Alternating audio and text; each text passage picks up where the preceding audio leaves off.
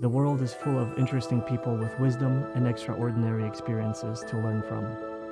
Join me on a journey to discover them, speak with them, and learn from them. I'm Adrian Sinclair, host of A Podcast with Interesting People at apodcast.com.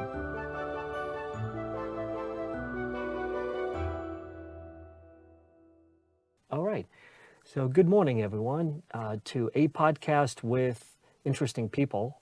I am Adrian Sinclair, and I am delighted to host today Dr. Julie Lopez, a speaker, master clinician, and a founder of Viva Partnership, a mental health organization dedicated to sparking a mental health revolution. Dr. Julie is an author of Live Empowered, a book about implicit memory and how to rewire your brain to thrive in business, love, and life. Good morning, Dr. Julie. How are you? Good morning, Adrian. Thanks for having me. I am just so thrilled to have you on this first podcast for me, and I'm just so delighted to talk about your book and about memory and about the different types of therapies that you talk about in the book. I think it's all fascinating, and I would love to learn more from you. How did you get on that journey? I understand that you are by trade a systems engineer, and you transitioned to this mental health counseling field. How did that happen? That's a huge shift. There's many different ways I can tell that story, actually. Even when you said, oh, you're an industrial systems engineer, it took me back to a long time ago. So yes, I did get that training.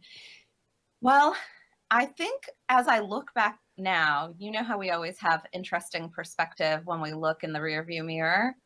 I think it was all kind of meant to be. It set me up for the area that we're going to talk about today about implicit memory, because it was a nice backdrop for even looking at systems in a certain way.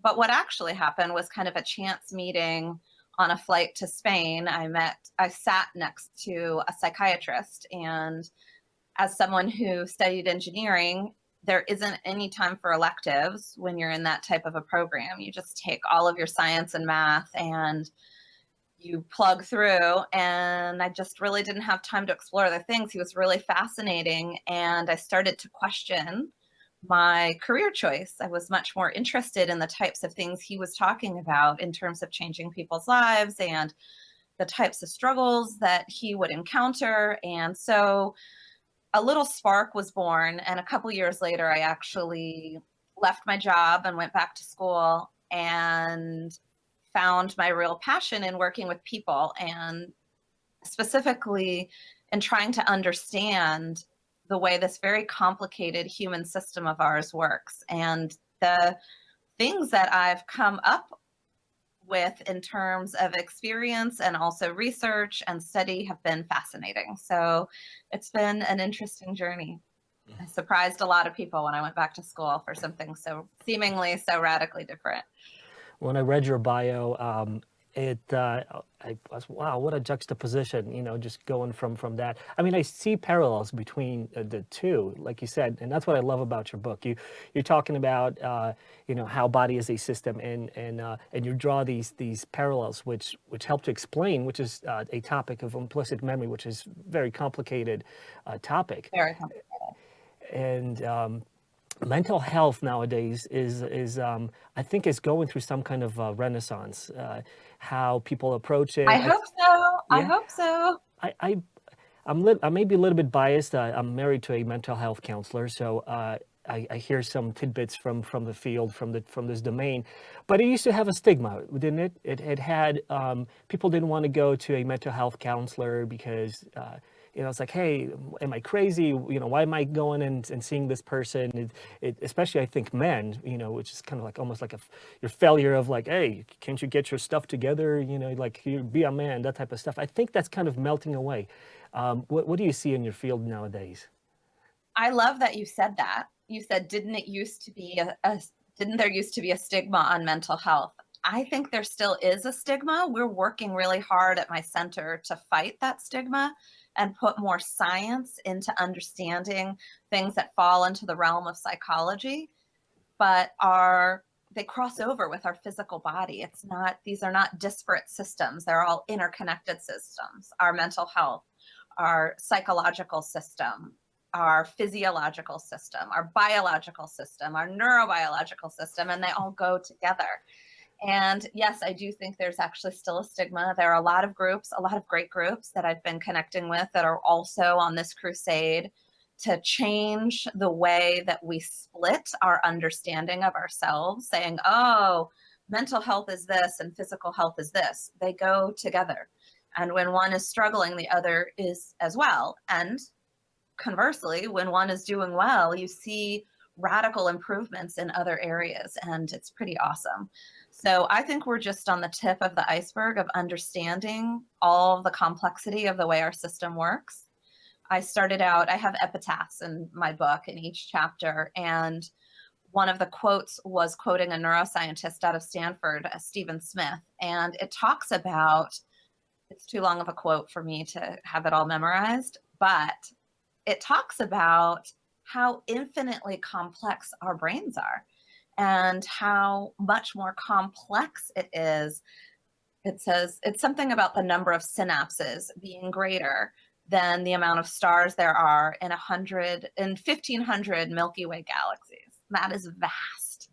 It's a huge amount of data that is passing through our brain that we just take for granted. But it controls a lot of the way we function physically and emotionally. And that's where you talk in a book about how the body, how complex that system is, and how there's different approaches to try to understand and deal with mental health, right? So you have your standard mental health approach, which is, and I'm not going to try to even describe it, but to a layman is going to a professional and talking about maybe issues or just your background, having that professional understand you through your verbal description of issues or things that people are trying to cope with. What you're proposing, or what you're talking about in your book, is several different therapies that kind of sidestep that a little bit, or at least, or complement or work with, which is, or both, which is brain and body based therapies. Can you tell us a little bit more about that? Yeah, so in my field, the traditional talk therapy is based on insight and raising awareness, right? And people make profound shifts, having a better understanding, more compassion for themselves, and a clearer path on how to move out of the types of symptoms that they're struggling with. But what I want to emphasize here is that certain symptoms do not change just because you have insight into them. Yes, I realize I had a rough childhood and that I'm afraid of relationships because people weren't there for me and they betrayed my trust. And so now that I understand that, oh, yes, my heart rate will slow down and I'll feel relaxed. And when I start to have feelings for someone, instead of pushing them away, now I'll let them in. No, it doesn't work that way. An insight doesn't have that kind of power. But when we start to look at the way those signals pass through those neural pathways into neural networks that then control what's happening physiologically, we get real results. People are oftentimes surprised, and it actually takes some conditioning to get used to the new response. Oh gosh, stimulus came in and I'm not having the same physical response I used to, right? I actually can sit there. Now, behaviorally, I might still want to push someone away, but now I can tolerate it. So how do I start to learn the new behaviors? And that's why I said, yes, both, right? Traditional talk therapy, traditional kind of mental health approaches are very complementary. It's not one or the other, but I would argue that you can't make profound change with intellectual information because of the way our body works. And this is based on my deeper study of working with implicit memory. I mentioned to you last week when we were talking that the books out there right now on implicit memory are very dense. A trained clinician has trouble getting through them. They're excellent, but they're very technical. And so my attempt is to have this material accessible to everyone for them to understand, oh, right, I've got the insights. My body's still behaving the same way. Why is that? Oh, it's because it's encoded and held in a different place in my mind. Okay, well, that doesn't have to be a prison cell. There are actually ways to change that, even though it's stored in my unconscious. So that's what I feel passionate about. Your question was actually about the therapies. There are so many. The main thing, though, is that they have to have a non-verbal component, right? And so I don't know how much you want me to get into all of the different ones. There are basically brain and body-based therapies, and many, many different masters have created these different disciplines, and people go through postgraduate training to understand how to implement them with their clients, but they're very effective at changing the full body response to old data that's kind of not relevant anymore. I think when I was reading your book, and I'm 61% in, thank you, Kindle, for giving me the stats. As I'm reading through, I'm like, all right, I'm getting there, I'm getting there. Did you skip through to the back? Did you like quickly do the last few chapters? I did skim through the last parts because I wanted to get to the depth that you're getting into describing how these things work. And in the first part of your book, you're talking about, about the system, the elements, and these different therapies and how successful they are. And then you're going into like how specifically, some of these therapies work. And one of them is EMDR. So can you tell me a little bit more about that and describe how does that work? It's very intriguing technique and therapy. Yeah. Tell me more a little bit about that.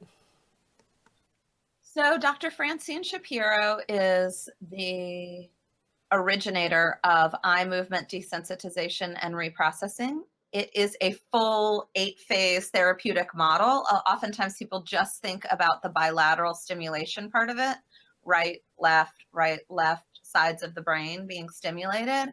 And it was named for the way she discovered it. And initially, the initial protocols, it's been around for about 30 plus years now, and I've been practicing it for just over 25 years. So originally it was all eye movement. And so the therapist, one of the hallmarks of it would be to get into data that's stored in a neural pathway by having a client bring up something that's distressing, not because the story is so relevant, but just to touch into that pocket of memory and data.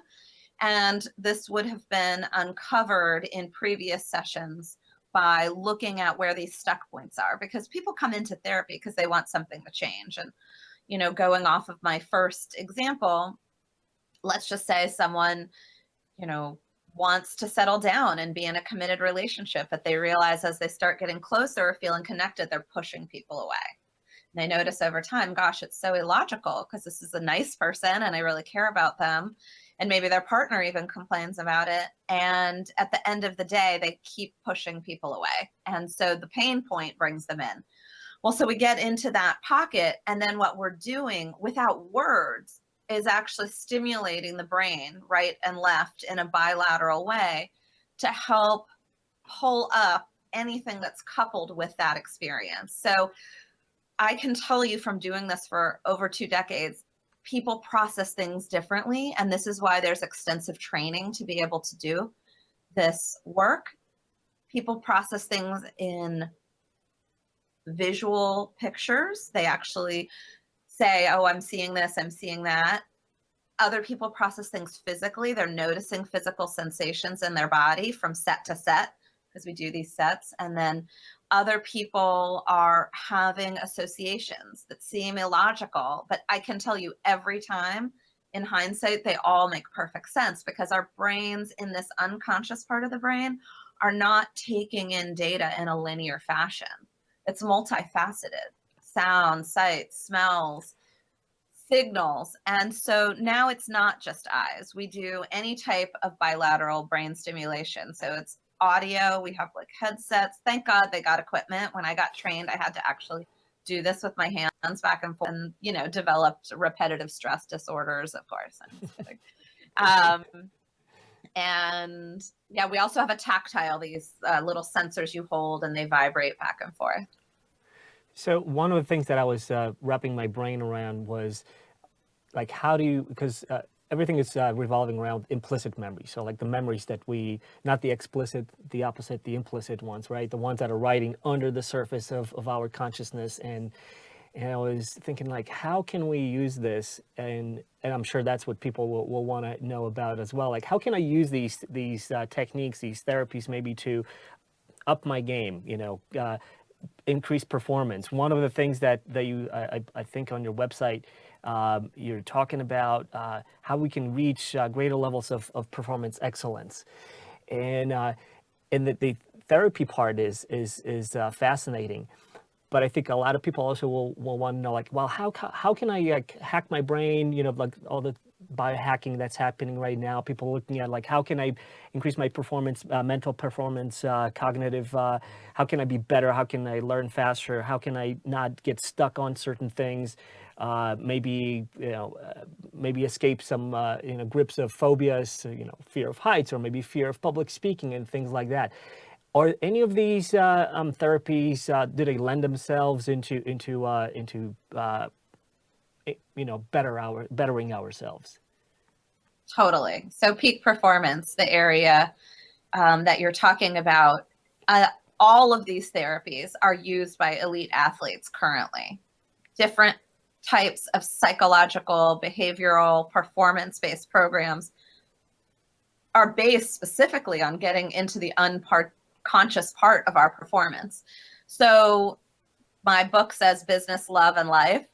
So in business, relationship skills, the ability to focus, all kinds of unconscious data can actually take us off of our A game. And so by rewiring that and helping us stay focused, expand our window of tolerance for difficult conversations, for negotiations, for any type of performance-based management is all possible when we streamline the way that our brain is functioning. I want to back up just a little bit, because what happens, implicit memory. So first of all, there are a lot of misconceptions about what implicit memory actually is.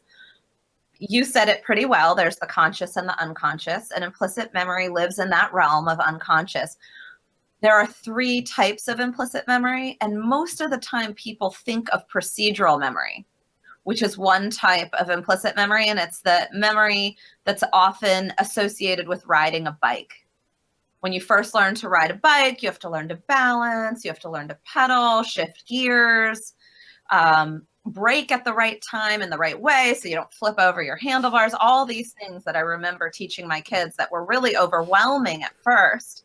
And now for me, as someone who's been bike riding for decades and decades and decades, I don't think about any of those things. If you and I were on a bike ride, we'd be having a conversation, and that's all I would be thinking about. Maybe I would look at the scenery a little and some stuff like that. But that has moved the data, because of repetition, into procedural memory, right? The other one is priming, most associated with advertising. You're getting messaging and cues that are visual or auditory. They're impacting your decision making, and then they're eliciting a behavior based on tapping into stores of experience that you have in your implicit memory. And the third one is this emotional affective mapping. So if you're a CEO of a company and you're looking to have the right, they say, right butts in the right seats, and you need to let go of some people and you need to recruit and then bring on some new talent, you need a lot of skills to make that happen effectively, especially if these are higher up people and you're the final decision maker. So if there's anything getting in the way from your past, any messaging about what it means to fire someone or what it means to have difficult conversations, or if these are things that you were never taught, or maybe you were taught, maybe you grew up in a family where conflict was not part of your daily fiber, where everything looked really perfect and difficult conversations were not had in front of you and everything was always fine. Well, suddenly maybe you have to dig in and have some messy conversations. think that's going to happen just because you read it in a self-help book? No, I promise you it is not. There's some rewiring that can really support being effective at that. And then this is the complementary piece. And then there's the behavioral piece. Like, how do you then practice a new skill that you maybe were previously trained in your developmental years to avoid, right? And the nonverbal piece can work with the avoidance part. I remember the part where you described riding on a bicycle and kind of illustrating how the implicit memory works, that you already have these stored procedures, like you can ride that bike, it's already part of your wiring of your brain, so that you don't think about it. You just get on the bike and you can just bike around, and you can, like I think you said, like, well, you can talk about anything, any topic you want, politics, what have you, and still pay attention to everything around you. So all those things happen invisibly behind the scenes, for you. So tapping into those areas of your brain and rewiring them it almost sounds like magic. It's like, how do you even know how to rewire that? And I think that's what you kind of describe in the book as well. Through these therapies and mechanisms, you let the brain do that. You just use That's right. that technique. So tell me I'm more so about glad that. I'm so glad you picked that up. We are facilitating the brain and the body doing what it wants to do anyway. I don't know how to emphasize enough how incredible we are. Like, this whole system is incredible. And it's always scanning. It's always looking to be as adaptive as it can be. And all these data points are telling it how to be best adaptive, always. So if you go into a pain point, and I actually talk about this, you aren't there yet, but chapter like 6 or 7, it's this methodology that I teach with bigger corporations. I'll do workshops to help people start to identify what types of things might actually be holding them back in their implicit memory. And the first piece of it, it's called PACT. It's this 4-part methodology, and I go into it in one of the chapters.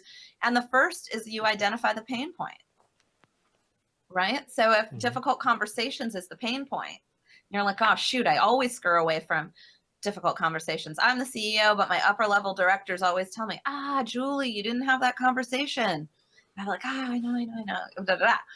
I know, because I'm coming in. I'm like, this has got to stop. Like, I need to be able to sit with uncomfortable things. I need to tolerate if someone feels I've hurt them, or I need to tolerate better if someone feels sad or hurt or angry, and still stand my ground. And I want to grow that. So we start with a pain point, and then as we're using these different approaches, the body is telling us how it's stored in there. And that's what I mean about when the talking stops, because as soon as the talking stops, that's when there's more room to access what's happening in implicit memory, because they're different types of activities, right? Talking comes straight out of the area that we're trying to turn off to access the other data, right? So if I was a baby and then a child, and I took in all this data that says conflict is bad, or everything needs to be peaceful, or like a happy home is like perfectly calm, there's never conflict, right? Then I might actually have cues that say, oh, emotion levels go up. I got to shut that down or get away from it. And so we want that stuff to come forward, and it does, using these nonverbal approaches. And then what happens is the body starts to scan. I'm way oversimplifying this, but starts to scan for more adaptive pockets of information, right? Where was there conflict that I saw that actually helped us get to something better? And if the body doesn't have any of those resources in there, and you'd be surprised what comes out, because I'm telling you, even right now, I'm on this video call with you. There's other data going on in my room. There aren't people here or things like that, but there's stuff, and our system picks up on that, because I said there's this constant scanning. And that's where the facilitator, the clinician, usually gets involved to help tap things along. And the other thing I would want to say too is, it's not even that I'm trying to tell it to you in a linear way. It doesn't happen that way. But what happens is there start to be profound shifts in the way the experience is held in the body. You're going to laugh at this, but this was a funny thought that came to my mind as you were describing these systems and how things we think work in our brains. And I was thinking of Inside Out, that animated movie in which they have, different emotions, and they kind of represent how the brain looks and how the memories are stored, and things like that. And the subconscious, which is kind of represented as this kind of just vague place where just things are not linear. And that's kind of like what I what I thought about when I was reading your book. That kind of what my brain associated, because That's totally right. we don't know a lot about our brain, right? I mean, technology has, and so let's talk about that as well. I'm super interested in that. What kind of research? Obviously, we have better and better technology now. We have functional MRIs that allow us to peek into the brain a little bit more. But you make a point in your book that it's, even though we kind of see these changes, we see the mechanism, it still is, there's still a veil of understanding, right? We still don't know exactly. That's right.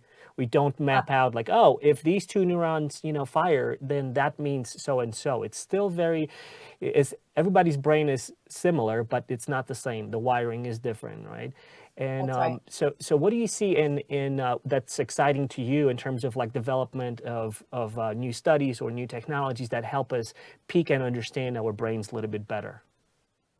Yeah. So leading researchers will say across the board, no matter the discipline, when we're talking about the brain and the body and how they work together, the ones who know the most understand how we know almost nothing. We're just scratching the surface of the potential of what we can do with understanding the way the brain is connecting our whole central nervous system, right? Brain and spinal cord that then sends out data to the rest of our body. But I'll tell you what I think is the most exciting is all the studies that are showing the way that psychological mapping and emotional mapping connects to physiological experiences. And I can say in my personal experience with clients that I have seen where people really change their relationships to themselves and to the world in terms of level of stress or level of anxiety, and they've had profound physical changes in their body. Profound. And that is what gets me super excited. There's a couple things. That's one of them. And one of the things that I've done that's really cool is I've had a couple of clients where they've been working with me and also with a person who's doing like osteopathic medicine. And we've had conjoint sessions at the same time. And she can actually feel the way the body's changing in relation to what we're doing psychologically. Those kind of things are really cool. And we've done a number of those things at the center too, where we have someone hooked up to record their brain activity simultaneously while they're doing a different type of brain-based treatment. So we can actually record what's changing. Like all that stuff is super cool to me. So How one of the one input can change a whole one bunch of the of other other one of the other therapies that you described was neurofeedback. Yeah. Was that it? Is that when you connect Yeah. the So neurofeedback. Yes. So you actually connect up electrodes with glue to different parts of the brain, depending on what type of function you want to shift or change.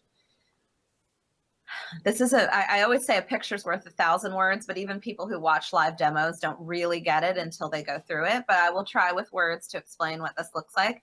You're basically sitting as a client in front of a computer screen. You're either watching a show or playing a video game with your brain. There's no controllers. And then the practitioner has a different system that's set up behind the client. And they are actually asking the brain to shift in terms of its level of function with the inputs that they're giving it. And then the laptop, which has audio, the person usually has an audio input and a visual input. And we also have a tactile input. We just have like a teddy bear that vibrates, but they give the system positive feedback when the brain waves move to the levels that we want them to. And these are for things like attention or focus, anxiety, depression, mood, these types of things. And it's based on, of course, the relationship with the client and what they want to shift or change. But there are whole athletic teams that use neurofeedback to change their ability to function in play, right? So that, can you imagine a professional soccer player, how many pieces of their system they have worked to be operating at that level, right? They're obviously very strong, they're very fast, their heart and their lungs are in excellent shape. But to make, like, if you have a whole field of professional players, the real standout ones can not only do all the things that they can do, are so coordinated, but they can see so many things at the same time in order to time the perfect pass, the perfect header, the perfect shot on goal, right, against other elite people. And so they're tapping into these type of sciences to be able to grow their capacity for what kind of data they can take in at one moment, right? Or to grow their ability to focus what they do with their bodies. It's awesome. I mean, this is so fascinating. I think a lot of it is, it's almost like sci-fi. It's like you really are, like, because my understanding of like whether it's like mental health counseling or psychotherapy is like you talk to the counselors, you kind of work things through. They maybe notice some things or some patterns in you. This is like everything is just happening below the radar. Like you don't even have access. Like you can't tell like your neural network like here in this point, hey, can you rewire it that way so you function a little bit better? You consciously can't do that, but through these different therapies and techniques that you talk in your book, you can literally have your brain do that for you, which is just an amazing ability for the brain to do that. That's totally right. And I will tell you the other thing I'm super passionate about. When I talk about a mental health revolution, it is definitely about destigmatizing mental health. Like, for real, I mean, we all are human beings. We all have a brain. We all function mentally. We all have relationships, or ideally we do, unless you're like, there's lots of struggles people have where they're very reclusive and they don't have relationships. But the thing that I'm really passionate about is exactly what you're talking about, is that, in the darkest moments or in the biggest struggles, first of all, people feel like they're all alone, like they're the only ones. It's so bad. They're so hopeless. And there are so many times where someone feels like, I've checked my list. I've done all the things, right? I went to the AA meetings. I went and talked to a therapist. I did this and I did that. And I'm just a hopeless, lost case. And those are the type of people I want to reach. I want to get into the dark corners, because when you start to understand the capacity that our bodies have to shift and change, and that feeling, that super hopeless feeling that may have been inspired by something that happened when you were, I'm going to make this up, 2 years old, before you even have memory. That's pre-conscious and pre-verbal time frame. That data, when your little body was struggling to understand the way the world works, and it said, this world is shit, actually. This world sucks, and the best thing you can do is just not be in this world. That message can be rewired. And that you may have checked boxes of what you know, but I promise you, there's a lot of stuff you don't know that's out there. And you don't have to remember that story. You don't have to say, oh, at 2, I was dropped in the hospital or something. Maybe your parents don't even know something happened. And you don't have to know the story to rewire it. Your body's holding the story already, because it's awesome. And it's holding all that data. And we know enough now to be able to remove it without having to have recalled the story. And so the revolution is also about helping to empower people with more knowledge, so that in those dark moments, they know that there's more out there. The book is amazing. 5-star rating on Amazon. People love it. You're definitely doing a great job describing this in layman's terms for all of us who don't, are not in that field and don't understand all these things. But it is super fascinating. I think some people that are super interested in increasing performance, their mental health possibilities, and also understanding like what holds them back, this book is just a fascinating read to kind of giving them the underpinnings of what's happening and how you can actually affect it. So it's not only like, hey, here's what's happening, but here are some things that can be done in order to improve, which is eye-opening and very revealing. It's amazing. Now, a lot of people will want to do that, right? They'll want to do that, and you are in DC, and when I was reading about these different types of therapies, I was like thinking like, well, can people kind of implement some of that themselves? But as I'm reading it, I'm thinking like, this is one of those things, probably don't try it at home yourself, type of thing. But there are actually a lot of things you can do on your own. I want to say there's a whole continuum, right? And so when you get to the next 39% of the book, at the back, there is a 4-page table that has all these web links, and it's not exhaustive. It's just to help people get started, right? And that's how revolutions start. You just start small. And one of the top resources I shared on that table, which also has web links, all to different types of ways that you can work with implicit memory. They're all nonverbal, but a lot of the things are things you might have heard of before, of course. Like you can access implicit memory with yoga. You can access it. You're going to be better off seeing a yoga therapist to actually work with it and move it. But when you're moving your body and you're accessing, you can actually access muscle memory in your system. Massage therapists get trained. They know that when they're manipulating muscles, some of that emotional affective mapping that I talked about in implicit memory can be released. A traditional massage therapist is not trained on how to do that. I promise you that. I've talked to many. They're trained to just let it be, know that it happens, and don't do anything with it. But we're advancing, and there are more and more integrative types of practitioners that can actually work with this as it's happening.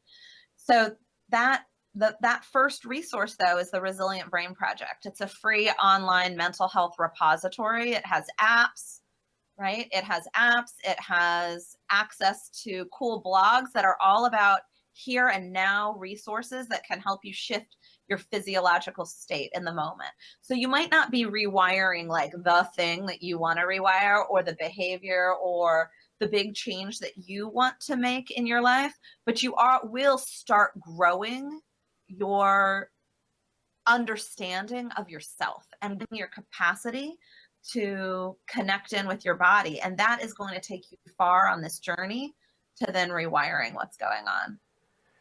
It's that alone is so valuable, because in order to change things, you need to notice things about yourself and notice some mechanisms. And I think in part that's what's so helpful to kind of talking things out with people, right? You can kind of maybe have a moment of introspection where you're like, wow, okay, I'm doing this or that, or maybe they can bring it to your attention.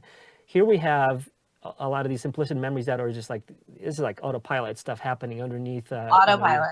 You're like, I don't even know what to change. But that's why I think what the book is really helpful, because it illustrates and illuminates that, hey, if you see that some of these are issues and you don't know what caused them, you can still rewire, you can still change them, you can still have your brain, because of that neuroplasticity, rewire itself and associate those things with something that's positive. So I'm super happy that you have those links in the book, and when I get there, I'm going to definitely check them out, because what I want to know is, as being a professional in this field, like what are Dr. Julie's top 3 or top 5 things that you do, for your own increased mental health performance and or coping with things. What is it that you do? I'm sure people will be like, all right, get to the meat. Like, how can I do this? What is Dr. Julie doing to be awesome? I'm going to share the answer to that, but I'm going to throw out a caveat first. I believe this. It's definitely communicated throughout my book, and it's also embedded in the core values of the organization that I run. And that is that everyone's different. What works for someone may not work for someone else. We are all completely unique and diverse, not just in terms of race and sex and sexual orientation and things like that, but also in the way that we interpret what we're seeing. So you can have 5 people at the very same disaster site, and they metabolize that experience very differently. You can have people that were raised in the same family and they have different preferences, different capabilities, different understanding, different sensitivities. And so I will share with you what I do very specifically in the realm of implicit memory, but I would like to say it with a caveat that I'm different than everyone who's listening and then you and all of that stuff. So this has just been what speaks to me. So I strongly, strongly encourage you to try out different things. And actually, in my concluding chapter of the book, it's all about next steps. It's all about being empowered as a consumer and thinking about, these are not inexpensive types of endeavors. These are expensive in time and money. And so I think it's best if you're most empowered about what you need and what you're looking for and who's going to most efficiently make it happen. So chapter 7 is all about that. So I will say in my journey, what has been most profound for me has been my relationship with an EMDR practitioner, a master practitioner in our area. But I think part of it was because she was extremely talented, that people are not the same. And I am an adopted person. And for 2.5 months, I was in an orphanage type of place. So I have some very early data that's all pre-verbal and pre-conscious, and she was great at working with that. I also have worked with a number of yoga therapists that I think are really powerful and incredible. And the third thing I would say that has been really profound for me is also working with art therapy. Art and art therapy, I think it's a great medium for moving data and having kind of profound shifts in the way you're holding it. So you said top 3, I would say. Those for me. But I'm telling you, everyone is different. And a lot of it has to do with the practitioner themselves, which again, I give like bullet point tips on what to ask and what kind of questions might be helpful and to really trust what feels right to you. One of the greatest messages I got on social media was when someone said, wow, like they had gotten my book and they live far away and I'd never met them. And it was another person who had been adopted and said, wow, I have literally spent tens of thousands of dollars on therapy in my adult life. And I read your book and I went to someone and I did all the things. I looked for someone who was adoption competent. This was a 45-year-old person, who was adoption competent and was trained. This person was trained in brain spotting. And she wrote, in one session, I had more profound changes in the 15 years of therapy from prior, because most of what she was holding was from this time period early before she was 1 year old that was telling her system about how to relate to people in the world. That's awesome. I love to get messages like that. Awesome. I'm so happy. Those are the things that are like just chilling, because you're talking about things that people can try to verbalize and talk about, like, I think here's what happened to me, and kind of logically approach things, right? But still, the wiring that makes us do certain things that are like in those implicit memories is like, those things will just happen, right? And you're like, why did I do that? Or like, why am I reacting like that? And a lot of it is, you're like, well, I'm screwed up somehow or something. You find up some kind of a logical explanation that you want to know because it has to be logical. But a lot of it happens underneath that, right? That like realm of logical, right. Of that logical cognitive understanding of it. And that's why understanding that these therapies are out there, and they are so effective, and just like someone who went for so many years to a therapist and then had this life-changing couple sessions that changed what they were trying to change for years. No, one session. One session. I'm not saying that was the end of her journey, right. But she said in one session she felt like she got more than she had gotten from years of work prior. That's pretty awesome. That's unbelievable. That is just unbelievable. I think people will be picking up your book to try to figure out what they can do to better themselves and to understand themselves, and tell me a little bit more. How does EMDR, which is the rapid eye movement therapy, differ from like brain spotting? Yes, that is very interesting. So the founder of Brain Spotting, David Grand, actually was a master EMDR practitioner. And then he broke off and developed Brain Spotting. And what happened was when he was already trained to work in this way that was nonverbal, where he was looking at the body's response while working through different material in a nonverbal way. And so he had been working with a young figure skater, and she was having trouble landing a very complicated move called the triple toe loop. And she knew with her coach that she had the physical ability to do it, but she kept falling. And so he was working with her in a performance-based way. And he noticed that as she was recounting some of the mechanics of the spin, that her eyes were wobbling. And he was focused on her eyes anyway, because that's how they were working. And so he asked her to hold that spot. And by holding the spot, he just held his finger out in space where her eyes had been when the wobbling had started happening. And it opened up and accessed all this other material, not related to ice skating, like related to her life in different ways. And they processed that through until it wasn't agitating anymore. There's a lot of kind of checking in on like, how distressing is that? How are you, it's like a lot of checking into your body. And the next day she landed her jump.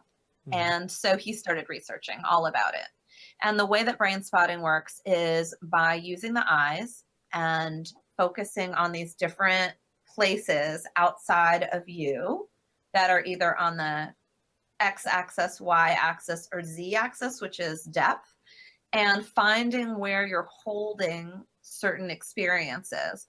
And the hypothesis is that where the spot is will correlate with a physical space in the brain, because your ocular nerve then is focused in a certain area and accesses the data. And so then you process through and let the system come up with what's distressing in that spot called the brain spot. And it gets complicated from there. That's the simplest way I can explain it to you, because there's this one eye and left eye, and there's bilateral sound, and there's all kinds of other things you can do to help move the process along. Everyone's looking to make the system more adaptive. So for her, whatever was stored in there wasn't helping her get to her goal, which was a physical, athletic goal, right? People have professional goals. They have interpersonal goals. They have relationship to self goals like self-esteem or self-care or all that type of stuff. And so implicit memory holds a lot of data that we like, that's perfectly good and it's functioning well. We're just looking at moments when there's something that isn't working so well anymore. And I would hypothesize, and this is riddled throughout the book, not hypothesize, I know this, that our systems do what's adaptive at the time. So if you're in war and you hear a loud sound and the best thing you can do is duck or hide, then that is adaptive for war, right? A loud sound equals something life or death, and you need to adapt to that at that moment. And if it's 5 years later and you're walking down, the city streets and you hear a car backfire and you knock 5 people to the ground and someone has a broken nose and someone whatever, and you get sued for harassment, it's not adaptive anymore. But it didn't get there because you're screwed up. I loved how you shared that in a story, like people want to put their linear understanding on what's going on. It's not because you're screwed up. It's because you got some data that told you at some point in time, whether you remember it or not, that this is the most adaptive way to be in the world, to be safe and to survive. We are built to survive. First, I'm just going to comment on whoever was the coach for that ice skater. Just the fact that they noticed that, like an eye, hesitation or. That wasn't the coach. That was a therapist. That was a therapist. Okay, I stand to correct it. I was like, wow, that is just an amazing detail to pick out and focus on, and even like, hey, let's look at that. That's amazing. No, that was the founder. That was David Grand. That's right. He was working with her on her peak performance. Wow. So you mentioned PTSD, and a lot of PTSD is that the topic around that is around soldiers, veterans coming back from war zones and dealing with these post-traumatic syndromes. But that's not the only place where PTSD happens, right? I mean, PTSD is stress syndrome can incur from other factors, and those that That's we right. know and those that we don't know. In your book, you talk about like your whole situation with like a fire in your kitchen and how you reacted to that. That was a very interesting kind of illustration, like how later on you were like, why am I still behaving like that? I mean, the fire's, I'm safe. My like, yet on that subconscious level, you're still had these responses to it, right? So That's right. what is, are you working in your in your practice, are you working with both types of patients or clients that come in, veterans dealing with PTSD? Can you share some of your stories maybe on that count, or like some successes? Yeah. Well, my center has 25 practitioners working here, so we see a whole gamut. We're known for working in this area non-verbally with these advanced brain and body-based therapies.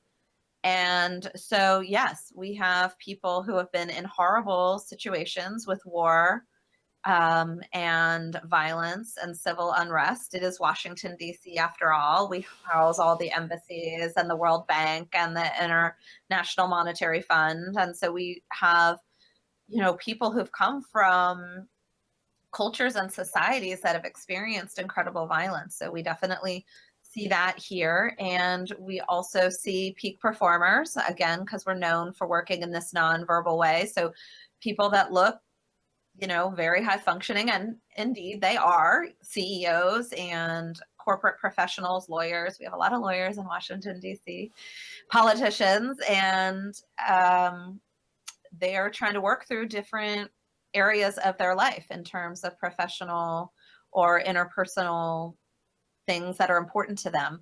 And we have there are 25 people who work here. I would say 10 of them at some point in time worked at the Rape Crisis Center here in DC. So we have a big expertise in working with sexual assault and sexual violence. So all those, anyone walking on the street can have that in their history, because it's a lot more prevalent than we talk about as a society. I think we started talking more about it with the Me Too movement last year that started. But yeah, we do have a lot of clients that come in with PTSD, post-traumatic stress disorder symptoms, and these are incredible therapies that help them actually shift the way their body is responding. Talk What about, Go yeah, ahead. go ahead. That is a topic, people don't want to relive any of that, right? They don't Right. want to talk about, and oftentimes actually retelling stories can be very traumatizing, right? People have talked about retelling stories in an effort to reduce shame and to reduce reactivity, but this is a way that doesn't require that type of storytelling. It's like a quick dip into something that's painful, nonverbal, and then moving and rewiring it and reconditioning it. As I was reading through your website and your mission of dedicating yourself to changing to this mental health revolution, which I really do think that something is happening in that field. Just listening to other podcasts and conversations that people are having, maybe it's just the way we are connected right now, that we just kind of hear more of that stuff that we're interested in. Maybe it's just confirmation bias on my part, but it seems like there's just more things that are happening, in that there's less stigma. People are going to, like, hey, I'm going to go see mental health counselor. I'm married to one, so I already have one at home. But even my wife said, like, hey, you should probably go and see someone, and so I can vouch how eye-opening it is to talk to someone, but that's just that one part. That's that one side of kind of taking care of your brain, your mind, right? Then you have everything that you're talking about.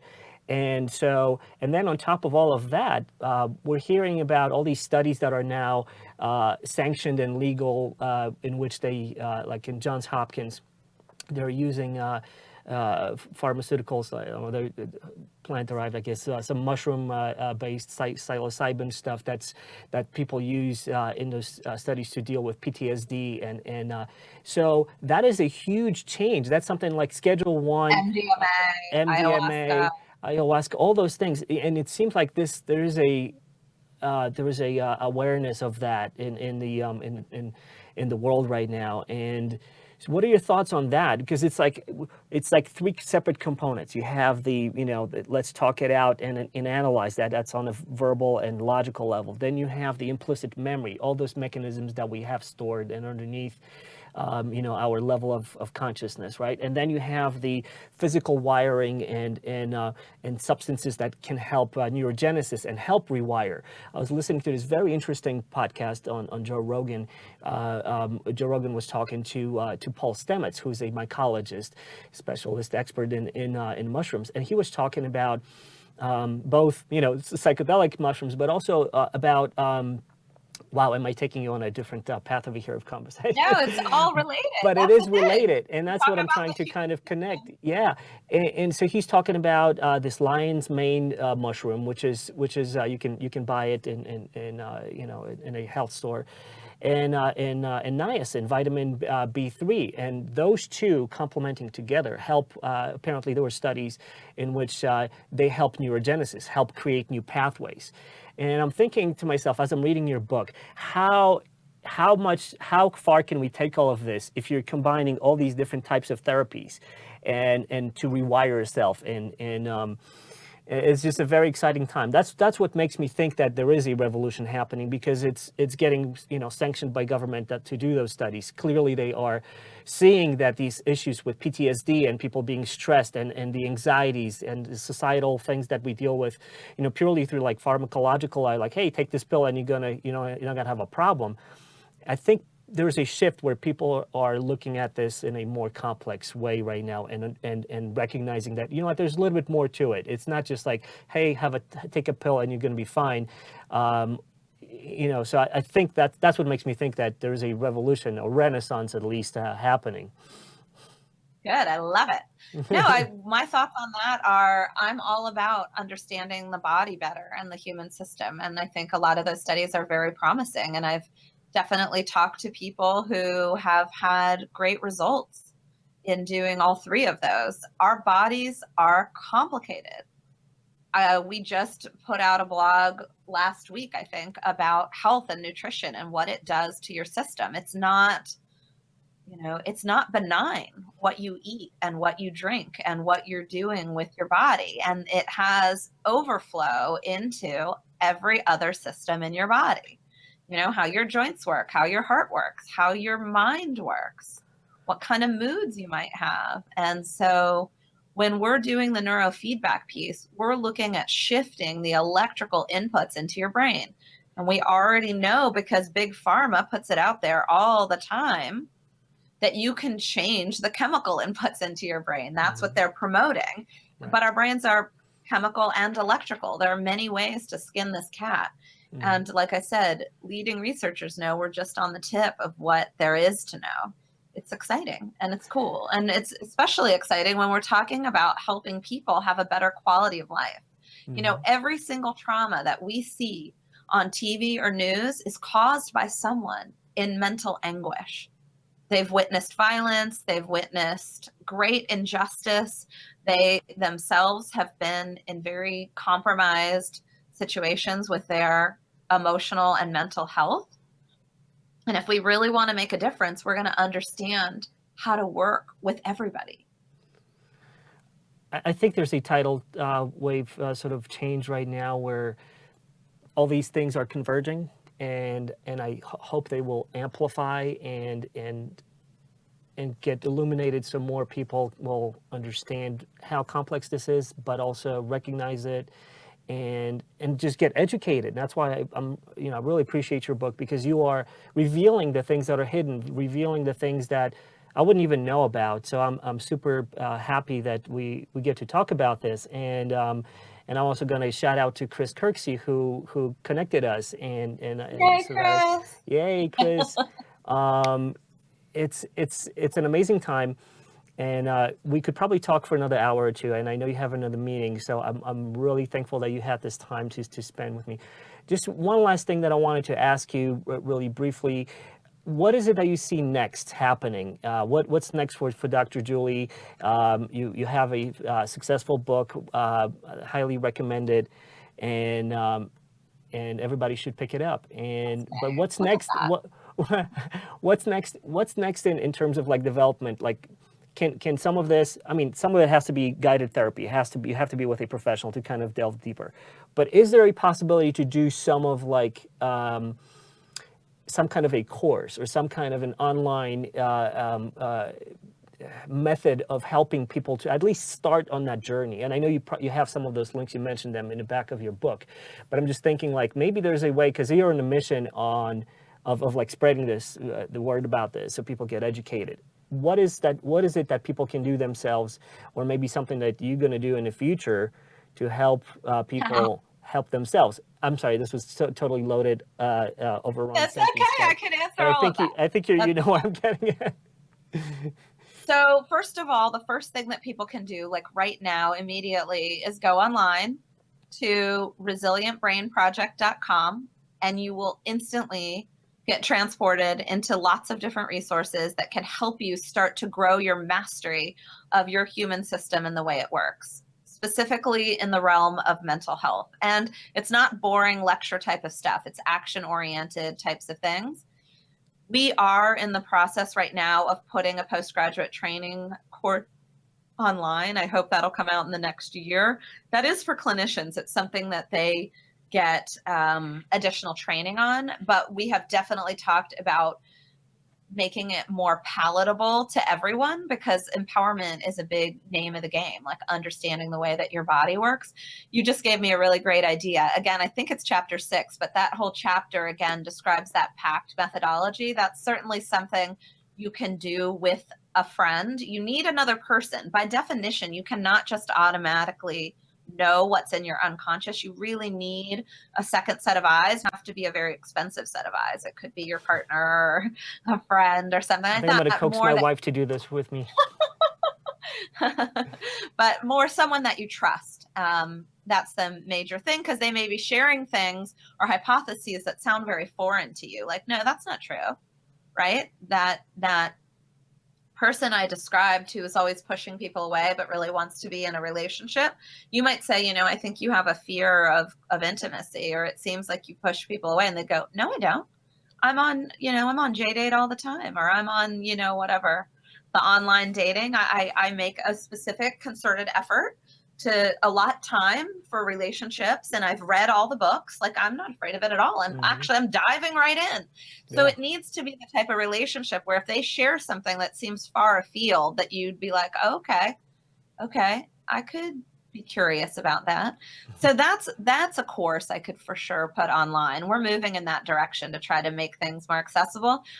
But right now I'm basically doing a lot of talks and speaking and trying to have bigger groups of people become more aware of what their bodies can do.